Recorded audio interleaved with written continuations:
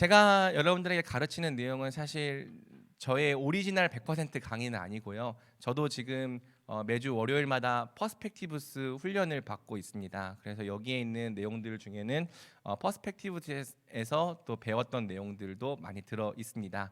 제가 어쨌든 여러분들 가르치기 위해서 거기에 배우고 있는 거기 때문에 뭐 다 그 내용을 전달할 수는 없겠지만 또 함께 나누고 싶은 내용들 또 여러분들과 함께 공유해 나가면 좋을 것 같아요.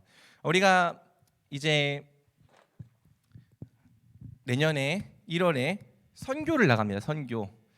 사실 이제 우리 원두 목사님께서는 엄밀히 말하면 선교는 아니다라고 말씀하시긴 했는데 그래도 우리가 넓은 의미에서의 선교를 나간다라고 생각하면서 준비를 해 나간다면 이 선교가 무엇인가에 대해서 좀 고민해 볼 필요가 있죠. 사실 또 그때 원두 선교사님께서 설명해 주시긴 했습니다.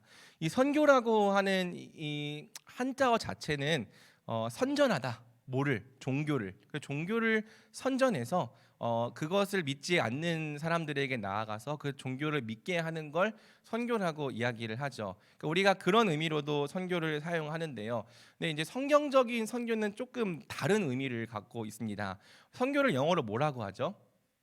뜬뜬뜬뜬뜬 죄송합니다. 여러분 이 영화 모르죠? BGM은 알잖아. 그렇죠? 딴딴 네, 미션이라고 불러요. 그래서 이 선교를 미션이라고 부르는데 이 미션이라고 하는 단어가 어원을 보면 이 미시오라고 하는 라틴어에서 나왔고 그럼 이 미시오는 어디서 나왔냐라고 했을 때 아포스텔 로라고 하는 보내다 여기 점이 있어야 되죠. 그래서 보내다 이게 이제 보내다라고 하는 단어인데 이 아포스텔로라고 하는 단어를 라틴어로 번역하면 미시오가 되고요. 이 미시오를 또 영어로 가져오면은 미션이 돼서 이게 오늘날 우리가 아는 선교라고 하는 단어를 대표하는 단어가 된 거죠. 요한복음 20장 21절을 보면은 예수님께서 이렇게 말씀하세요. 예수께서 또 이르시되 너희에게 평강이 있을지어다. 아버지께서 나를 보내신 것 같이 나도 너희를 보내노라. 여기서 이제 아버지께서 나를 보내셨다라고 할 때 사용된 단어가 이 아포스텔로라고 하는 단어입니다. 그리고 예수님께서 나도 너희를 보내노라라고 할 때는 좀 단어가 달라요. 펜포라고 하는 단어로 되어 있는데 아무튼 이 아포스텔로 보내다라고 하는 단어가 오늘날 우리가 사용하는 이 선교의 어원이 되는 거죠. 그래서 이 성경적인 선교는 단순히 종교를 선전하는 것이 아니라 이 보냄을 받아 가는 것을 의미하는 겁니다. 그럼 여러분 누가 보내는 겁니까? 이 요한복음 20장 21절을 보면 누가 보낸다고 하세요? 아버지께서는 예수님을 보내셨죠. 그리고 또 예수님께서는 우리를 보내는 거죠. 그래서 결국에는 하나님께서 우리를 하나님이 원하시는 곳으로 보내는 거예요. 보내기만 하시지 않겠죠. 우리를 보내신다면 우리가 그곳에서 행할 수 있도록 능력도 주실 거고 또 우리가 그곳에서 열매를 얻을 수 있도록 하나님께서 미리 준비도 하실 거고 그래서 사실 이 선교라고 하는 것은 가는 건 우리가 가는 거지만 그 열매를 얻게 하시는 분도 하나님이요 이것이 능력 있게 수행되게 하시는 분도 하나님이요 모두 하나님을 통해 이루어지는 하나님의 역사라고 이해할 수 있는 겁니다. 그래서 우리가 이 라오스로 가는 것도 우리가 보냄을 받아서 가는 거죠. 우리가 인간적으로 볼 때에는 이 대전중앙교회 청년부라고 하는 곳에 파송을 받아서 가는 거지만 하나님께서 우리를 그곳에 보내서 가게 되는 거고요. 우리가 보냄을 받아서 갈 때에는 하나님께서 거기에 필요한 능력도 주시고 또 필요한 환경도 주시고 또 상황도 열어 주실 것을 우리가 믿음으로 고백하며 나아갈 수 있는 거죠. 선교와 전도의 차이는 제가 한번 정리를 해봤는데요. 이거는 그냥 여러분들이 좀 읽어보면 좋겠습니다. 그래서 우리가 선교랑 전도라고 하는 단어를 이렇게 사용하는데 이게 교차적으로도 사용하고 또는 구분해서 사용하기도 하고 여러 가지 의미로 사용하구나라는 걸 한번 여러분들이 눈에 담아보면 좋겠고요. 괄호 4번에 선교의 목적이라고 되어 있는데 이거 한번 같이 읽어봅시다. 시작. 선교의 진정한 목적은 예수 그리스도께서 이루신 구원의 복된 소식을 온 인류에게 전함으로써 모든 열방이 그리스도 안에서 하나님의 백성이 되고 하나님께 온전한 영광을 돌리게 하는 것이다. 선교의 진정한 목적은 예수님께서 이루신 구원의 복된 소식, 복음을 온 인류에게 전함으로써 모든 열방이 예수님 안에서 하나님의 백성이 되고 하나님께 영광을 돌리게 하는 것이다. 우리가 선교를 좀 이렇게 이해할 수 있는 거죠. 자, 그래서 오늘 우리가 함께 살펴보려고 하는 것은 선교하시는 하나님, 선교하는 백성, 하나님께서 선교를 어떻게 준비해 오셨고 또 어떻게 이루어 나가시는지를 성경을 통해서 좀 살펴보려고 하는 겁니다. 자, 넘겨보면 이쪽이죠. 자, 아까 선교는 하나님이 보내신다고 했잖아요. 그러면 하나님은 과연 이 성경의 역사 속에서 또 우리의 역사 속에서 선교를 어떻게 이루어 나가시고 또 어떻게 수행해 오셨는지를 우리가 좀 알 필요가 있는 거죠. 하나님은 역사를 통해, 그러니까 이 모든 인류의 역사를 통해서 온 열방을 어떤 백성으로 부르신다? 하나님의 백성으로 부르시고 이 땅 가운데 무엇을 세우신다? 하나님 나라를 세우시는 선교를 이루어 가신다. 그래서 이 하나님 나라를 통해서 하나님은 우리의 하나님이 되고 또 우리는 하나님의 백성이 되어서 영원토록 하나님을 섬기고 사랑하고 예배하는 이 하나님 나라를 세우는 것이 선교의 목적이라는 거죠. 이 선교의 시작을 보려면 먼저 우리가 하나님의 창조부터 좀 이해할 필요가 있는데요. 하나님께서 세상을 창조하실 때에는 단순히 그냥 이 세상을 만드신 것이 아니라 하나님의 나라로 세상을 만드신 겁니다. 하나님의 나라라고 하는 것은 아까 얘기했던 것처럼 하나님께서 다스리시고 통치하시는 세상, 또 그 통치와 다스림을 받는 하나님의 백성들이 하나님께 예배와 사랑과 섬김을 올려드리는 세상, 이게 하나님 나라인 거죠. 그래서 하나님께서는 이 하나님 나라를 통해서 사람들에게 복을 주시고 또 하나님과 함께 살아가는 안식을 주신 거예요. 하지만 우리가 알다시피 사람은 범죄함으로 말미암아 이 하나님 나라를 상실했고요. 또 거듭된 범죄와 실패를 통해서 더 이상 스스로 하나님께 돌아올 수 없다는 사실을 입증한 겁니다. 그래서 이 인류의 역사를 보면, 특별히 창세기 11장까지 역사를 보면 사람들이 자기 자신의 능력과 의지로 하나님께 돌아올 수 없다는 사실을 두 가지 사건을 통해서 크게 보여주는 거죠. 이 노아의 홍수 사건, 하나님께서 이 온 지구를 쓸어버리시잖아요. 또 바벨탑 사건, 이 노아의 홍수가 지나가고 시간이 아무리 흘렀음에도 불구하고 사람들은 하나님께 돌아오기보다는 하나님 앞에서 자기들의 탑을 쌓고 하나님을 대적하려 했던 겁니다. 그래서 이제 하나님은 하나님의 나라를 회복하기 위한 구원의 역사를 하나님의 편에서 먼저 시작하신 거죠. 그리고 이 목적을 시작하면서 가장 먼저 부르신 사람이 누구예요? 그게 아브라함이다. 창세기 12장에 등장하는 아브라함이다.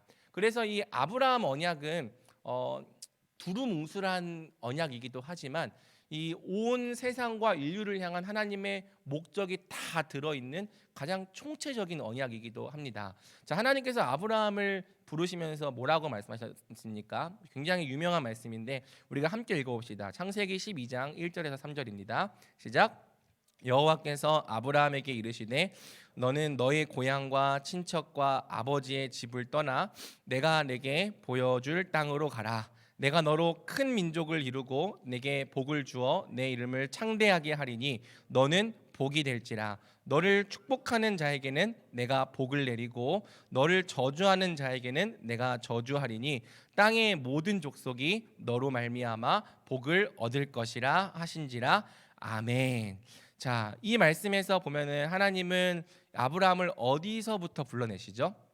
너의 고향, 친척, 아버지의 집. 자, 이것이 하나님 백성의 정체성이에요. 이 교회를 뜻하는 단어가 구약에서는 카할, 하나님께서 불러내시다. 또 신약에서는 에클레시아, 밖으로 불러내시다라는 뜻이 이 교회, 하나님 백성의 이름인데요. 하나님 백성은 어떤 자들이냐? 지금 내가 살고 있었던 곳에서 밖으로 불러냄을 받은 백성.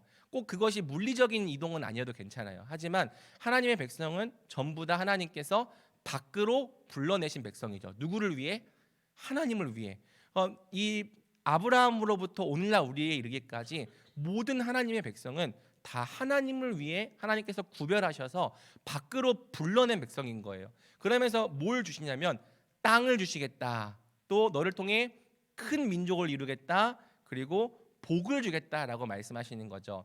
성경 구속사반을 들었던 친구들은 이 땅과 민족과 복이 결국에는 하나님 나라에 대한 약속, 하나님의 주권과 하나님의 백성, 또 하나님의 또 영토, 하나님 나라의 영토에 대한 약속이라는 사실을 배웠습니다. 이게 아브라함에게 주신 약속은 내가 너를 통해 하나님 나라를 세우겠다라고 말씀을 하시는 거죠. 그런데 아브라함에게 또 말씀하시면서 중요한 내용이 뭐냐면 내가 너를 뭘로 삼겠다고 말씀하시는 거예요?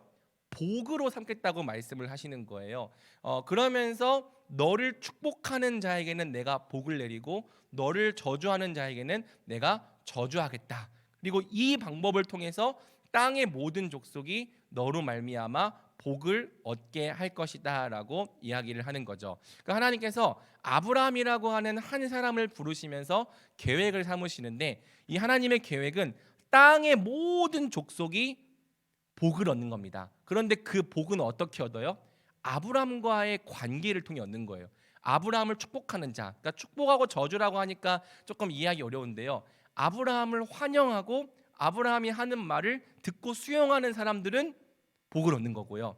아브라함이 하는 말을 거절하고 아브라함이 갖고 온 이야기들을 거부하는 사람들은 저주를 받는. 그러니까 이 하나님의 백성을 어떻게 받아들이냐에 따라서 그 사람이 복을 얻기도 하고 그 사람이 저주를 얻기도 하는 상태에 놓이게 되는 거죠. 그러니까 마가복음 16장 16절을 제가 각주로 달아놨는데 그러니까 요거를 신약적인 표현으로 바꾸면 이런 거예요. 예수님께서 너희는 온 천하에 다니며 만민에게 복음을 전파하라고 말씀하시잖아요. 그래서 믿고 세례를 받는 사람은 뭘 얻는다?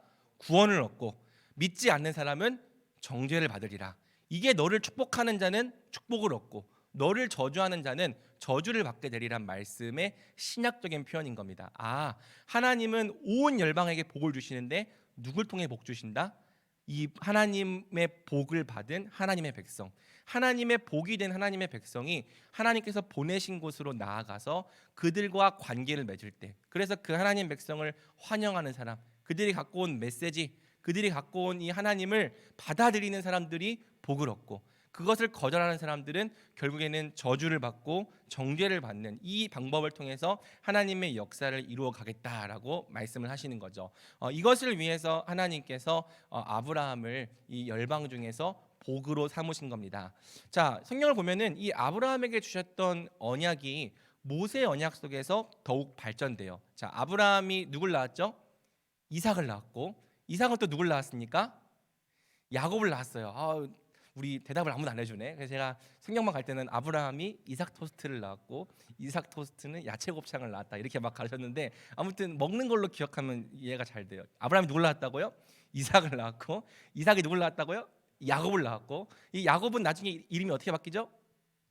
이스라엘로 바뀌어요. 그리고 그 이스라엘이라고 하는 나라가 나중에는 하나의 이 나라가 되죠. 그래서 이 나라가 되었을 때 하나님께서 이제는 한 개인이 아니라 나라와 언약을 맺으시는데 그게 모세 언약입니다. 자, 이 모세 언약에도 이 이스라엘이라고 하는 나라를 향한 하나님의 이 뜻과 비전이 게시되어 있죠. 우리 출애굽기 19장 5절에서 6절 같이 읽어볼까요? 시작.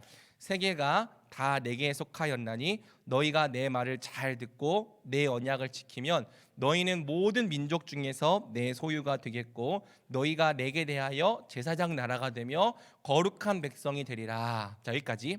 자, 하나님 말씀을 잘 듣고 하나님과의 언약을 잘 지키면 모든 민족 중에서 내 소유가 되겠다. 근데 여기서 말하는 소유는 단순한 재산을 말하는 게 아니고요. 엄청나게 비싼 이 보물을 말하는 거예요. 특별히 이제 사람이 자기 몸에 지니고 다니는 뭐 목걸이 같은 거. 그러니까 이 이스라엘을 하나님이 자랑하고 또 하나님께서 가장 진귀하게 여기시는 보물로 만드시겠다는 거죠. 그래서 그 이스라엘, 하나님의 존귀한 소유가 된 이스라엘이 모든 민족에 대한 제사장 나라 그리고 거룩한 백성이 되어서 열방을 하나님께로 이끄는 백성이 되게 할 것이다라고 하나님께서 이스라엘에게 약속하신 거죠. 그래서 시편 67편을 보면은 이스라엘 백성들이 이걸 이해한 거예요. 하나님은 우리에게 은혜를 베푸사 복을 주시고 그의 얼굴 빛을 우리에게 비추사 주의 도를 땅 위에 주의 구원을 모든 나라에게 알리소서. 하나님이 우리에게 복을 주시리니 땅의 모든 끝이 하나님을 경외하리로다. 자, 하나님께서 우리에게 복을 주신대요. 그런데 그 복을 주심으로 일어나는 결과가 뭐예요? 이스라엘만 잘 먹고 이스라엘만 잘 사는 겁니까? 그게 아니라 이스라엘이 하나님의 통치를 받고 이스라엘이 하나님과 함께하는 이 생명의 관계를 누리고 이스라엘이 하나님의 복을 받는 것을 통해서 땅의 모든 끝이 다 하나님을 경외하고 하나님께 돌아오는 이 하나님의 비전이 성취될 것이다. 이스라엘은 이렇게 믿었던 거죠. 그런데 우리가 알다시피 이 이스라엘이라고 하는 나라가 이 비전을 갈수록 상실합니다. 그러니까 하나님께서 이스라엘을 부르신 것은 이스라엘만 잘 먹고 이스라엘만 잘 살라고는 뜻이 아니었어요. 이스라엘이 하나님의 복을 풍성히 받아서 그 복을 열방 가운데로 보여주고 그것을 통해 만방이 하나님께 돌아와 하나님을 경외하게 만드는 것이었는데 이스라엘이 갈수록 우리만 하나님의 백성이고 우리만 하나님의 민족이야, 우리만 특별한 사람들이야 라는 이 선민 의식에 빠지기 시작한 거죠. 지금도 유대인들은 마찬가지예요. 우리만 하나님 백성이고 우리만 선택받은 백성이고 우리만 구원받을 자격이 있는 사람들, 나머지는 다 하나님 나라에 들어갈 수 없는 이방인들. 그래서 이 부르심을 상실해서 결국에는 이 사명을 상실하고 부르심을 상실한 이 이스라엘과 유다를 하나님께서 멸망하게 하시죠. 하지만 하나님은 여기서 끝나지 않고 이제 약속된 아브라함의 진정한 후손을 통해서 새 시대를 준비하신 겁니다. 그게 어떤 시대입니까? 지금 우리가 살아가고 있는 새 언약 시대, 신약 시대인 거예요. 자, 가로 4번을 보면 하나님은 아브라함에게 주신 언약을 성취하기 위하여 아브라함의 참된 자손 누굴 보냈습니까? 예수 그리스도를 이 땅에 보내셨다. 자, 아까 아브라함에게 주신 약속 뭐라고 했어요? 하나님 나라인데 그 중에서 핵심은 모든 민족이 복 받는 거. 이 복 받는다는 게 결국엔 하나님 나라가 되고 하나님 백성이 된다는 거예요. 아브라함에게 주신 약속, 너를 통해 땅의 모든 족속이 복 받을 거야. 하나님과 생명의 관계를 맺고 하나님의 통치를 회복하는 하나님의 나라가 될 거야. 이 약속을 성취하기 위해서 아브라함의 참된 자손 예수님이 이 땅에 오셨다라고 이야기를 하는 거죠. 그래서 3쪽을 보면은 이 성경이 예수님을 뭐라고 소개하냐면은 마태복음 1장 1절 아브라함의 자손 예수 그리스도의 계보라. 예수님이 아브라함의 자손으로 오신 거구나. 또 갈라디아서 3장 16절을 보면은 이 약속들은 아브라함과 그 자손에게 말씀하신 것인데 여럿을 가리켜 그 자손들이라 하지 아니하시고 오직 한 사람을 가리켜 내 자손이라 하셨으니 곧 그리스도라. 그러니까 아브라함의 유일한 자손은 누구라고요? 예수님밖에 없다. 한 사람을 가리켜 내 자손이라 하였으니 예수님이다. 그래서 이 예수님이 이 아브라함의 언약을 이루기 위해 이 땅에 오신 거죠. 오셔서 뭘 하셨는가? 먼저는 보냄을 받은 자로서 어떻게 살아야 하는지 그 본을 보이셨어요. 공생의 기간 동안 사람들에게 하나님을 알리시고 또 하나님 나라의 복음을 전파하시면서 이것이 하나님의 사명을 받은 자의 삶인 것을 예수님께서 자신의 전 인생을 통하여서 또 공생애를 통하여서 보여주신 거죠. 또 여기서 끝나지 않고 예수님께서 무엇을 하셨습니까? 십자가와 부활, 구속사역을 하셨어요. 그래서 우리의 구원을 완성하시고 하나님 우편에 앉아서 성령을 보내주셨습니다. 자, 예수님께서 십자가와 부활을 통해 구원을 완성하시고 이제 하나님 우편에 앉아서 믿는 자에게 성령을 보내주시기 때문에 모든 민족이 아브라함의 복을 받는 길이 열렸다라는 게 성경의 설명인 거죠. 그게 갈라디아서 말씀인데요. 좀 길지만 우리 같이 읽어볼까요? 시작. 그러므로 믿음으로 말미암은 자는 믿음이 있는 아브라함과 함께 복을 받느니라.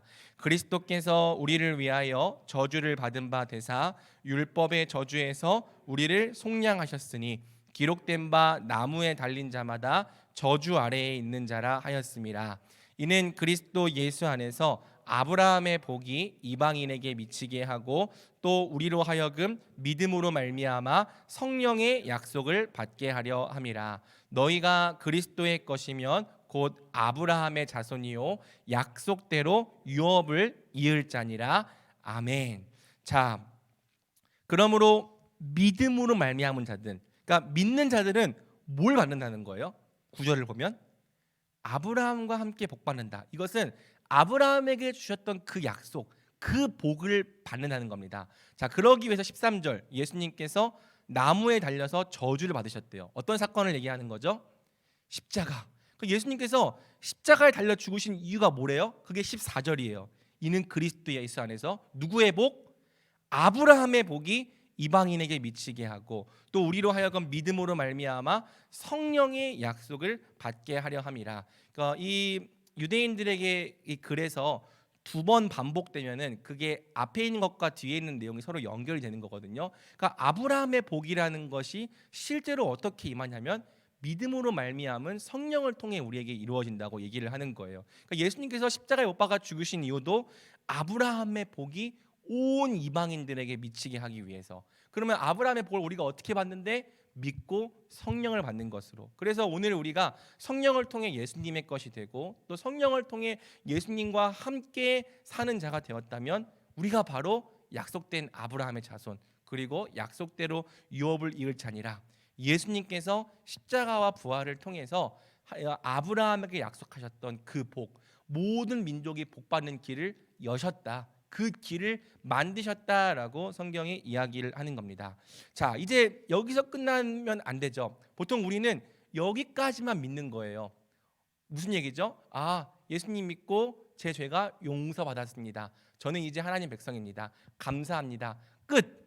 그러니까 여기까지만 믿는 거예요. 그러니까 우리는 내가 가야 된다는 생각은 안 하고 그냥 예수님 믿고 나도 하나님 자녀가 되었네. 나도 복받는 자가 되었네. 감사합니다. 그런데 사실 성경은 여기가 우리의 끝이 아니다라고 말하는 거죠. 아까 아브라함을 복으로 삼은 이유는, 아브라함을 부르셔서 구원하셔서 복으로 삼은 이유는 아브라함을 통해 열방을 복 주시기 위함이었잖아요. 그럼 마찬가지인 거예요. 오늘 우리를 부르시고 또 믿음을 통해 구원받게 하시고 예수님 안에서 아브라함의 복을 받게 하신 이유는 똑같이 우리를 통하여 누구를 복받게 하시려고? 온 열방. 열방이라고 말하면 넓어 보이지만 사실 우리가 만나는 이웃, 우리가 함께 공부하는 친구들, 우리가 직장에서 만나는 동료들, 우리가 세상에서 마주치는 이웃들, 이 사람들이 바로 우리를 통하여 복받게 하시려고 하나님께서 오늘 우리도 예수 그리스도 안에서 아브라함의 복을 받는 자들이 된 거죠. 그래서 괄호 5번 십자가와 부활로 우리 구원을 완성하신 하나님은 이제 예수님을 보내신 것처럼 우리를 어떻게 합니까? 세상으로 보내십니다. 그게 요한복음 20장 21절이에요. 아버지께서 나를 보내신 것 같이 나도 너희를 보내니라. 이제 너희가 가야 할 차례야. 내가 아버지의 뜻을 갖고 이 세상 속으로 들어와서 아버지의 뜻을 알리고 또 아버지의 나라와 아버지의 복에 참여하는 길을 알렸던 것처럼 너희도 이제 너희의 이 삶 속에서 너희의 터전에서 내가 보내는 너희의 삶의 자리에서 너희 아버지께 나아가는 길을, 아버지의 복을 받는 길을 알리는 자들, 전하는 자들이 되어야 한다라고 말씀을 하신 겁니다. 또 같은 말씀으로는 마태복음 28장 18절에서 20절이 있는 거죠. 우리 이 말씀은 몇 번을 읽어도 중요한 말씀이기 때문에 같이 읽어볼까요? 시작. 예수께서 나와 말씀하여 이르시되 하늘과 땅의 모든 권세를 내게 주셨으니 그러므로 너희는 가서 모든 민족을 제자로 삼아 아버지와 아들과 성령의 이름으로 세례를 베풀고 내가 너희에게 분부한 모든 것을 가르쳐 지키게 하라. 내가 세상 끝날까지 너희와 항상 함께 있으리라 하시니라. 아멘. 예수님께서 우리에게 가라, 가서 모든 민족, 모든 족속을 제자로 삼아서 세례를 받는 자들, 곧 하나님의 백성으로 삼고 또 하나님께서 또 말씀하신 모든 것, 예수님께서 가르치신 모든 것을 지켜 행하는, 즉 하나님의 통치를 받는 하나님의 백성이 되게 하라. 이 사명을 가지고 예수님께서 우리를 보내셨다라고 이야기를 하는 거죠.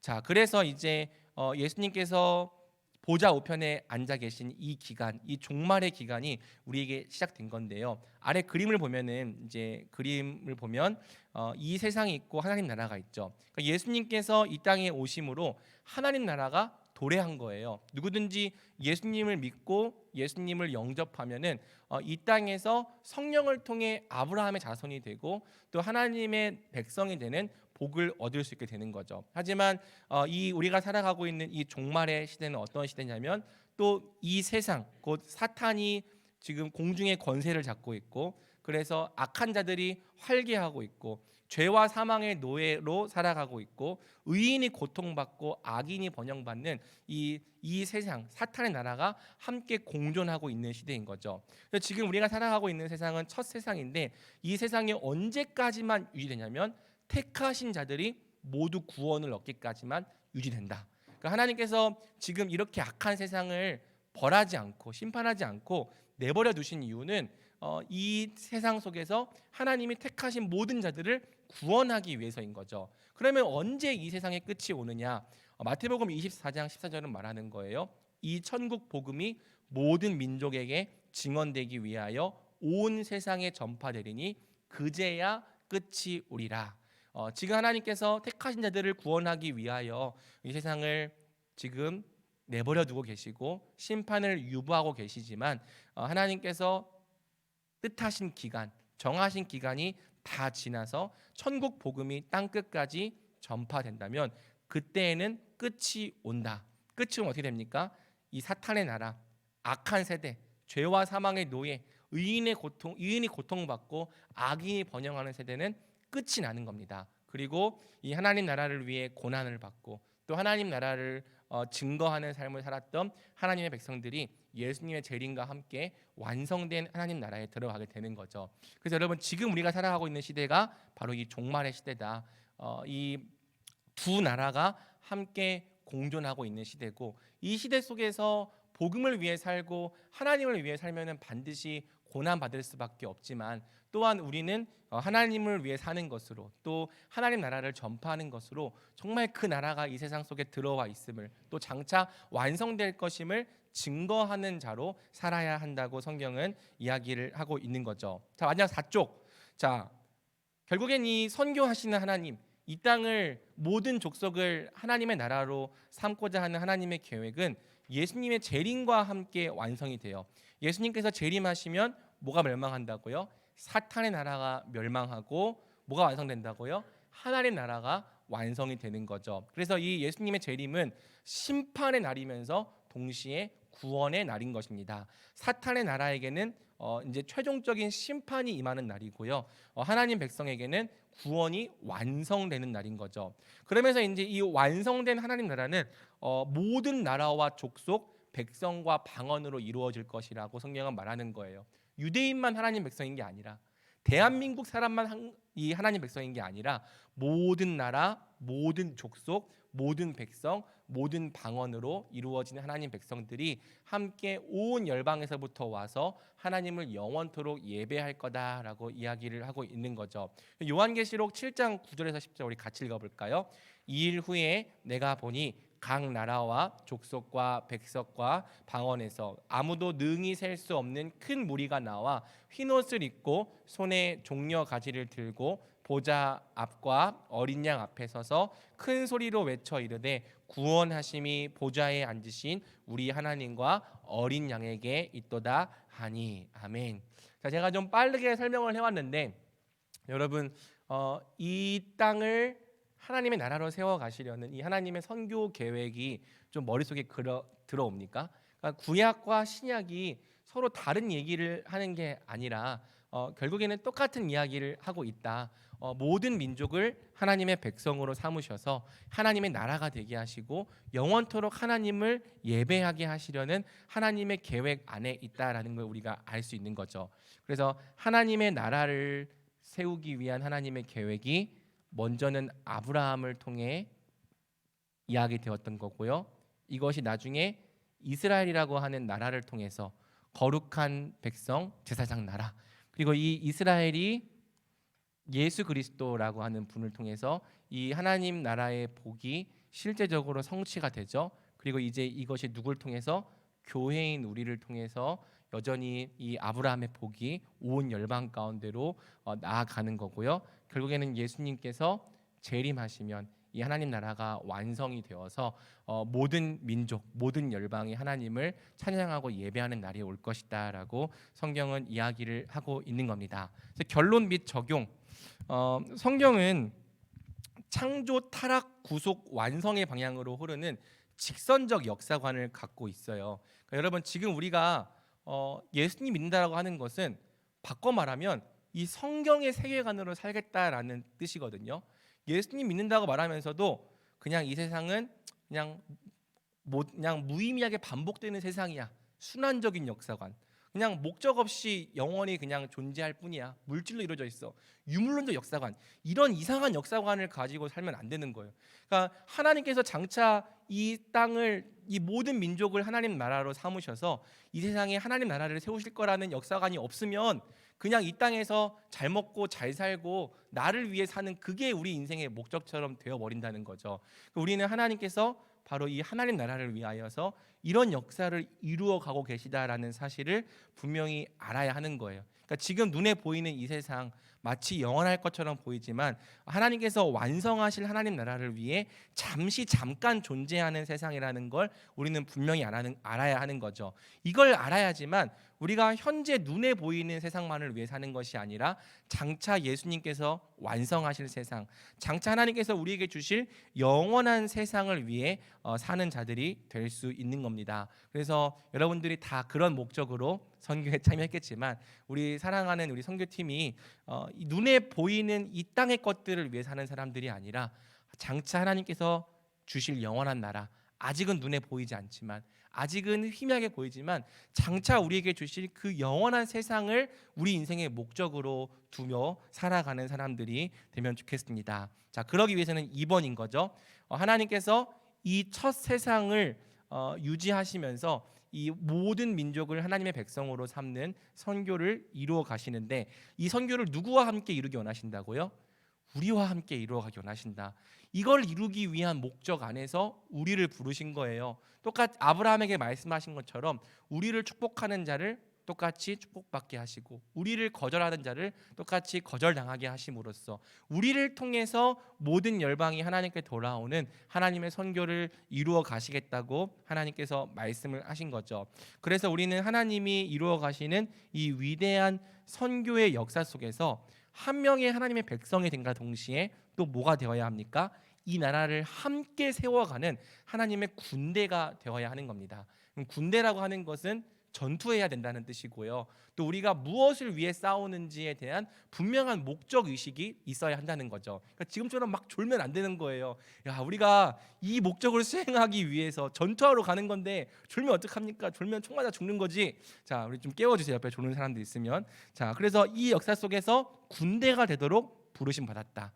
내가 복받은 것은 온 열방이 복을 받게 하기 위함이다. 내가 먼저 구원받은 것은 모든 민족이 구원받게 하기 위함이다. 그러므로 어디에 있든지 우리가 항상 이 사명을 위해서 살아야 하는 것을 기억하고 어떤 식으로든지 꼭 단기 선교가 아니어도 괜찮아요. 우리가 교회에서도 이 목적, 하나님 나라, 또 가정에서도 이 목적, 하나님 나라, 지역 사회에서도, 학교에서도, 일터에서도 이 한 사람을 하나님께 돌아오게 하는, 모든 열방이 하나님께 돌아오게 하는 이 사명을 위해 살아갈 때 우리도 하나님께서 부르신 목적대로 하나님의 역사에 동참하는 자들이 되어갈 줄 믿습니다. 우리 베드로전서 2장 9절 같이 읽고 좀 기도할까요? 한번 같이 읽겠습니다. 시작. 그러나 너희는 택하신 족속이요 왕 같은 제사장들이요 거룩한 나라요 그의 소유가 된 백성이니 이는 너희를 어두운 데서 불러내어 그의 기이한 빛에 들어가게 하신 이의 아름다운 덕을 선포하게 하려 하심이라. 아멘.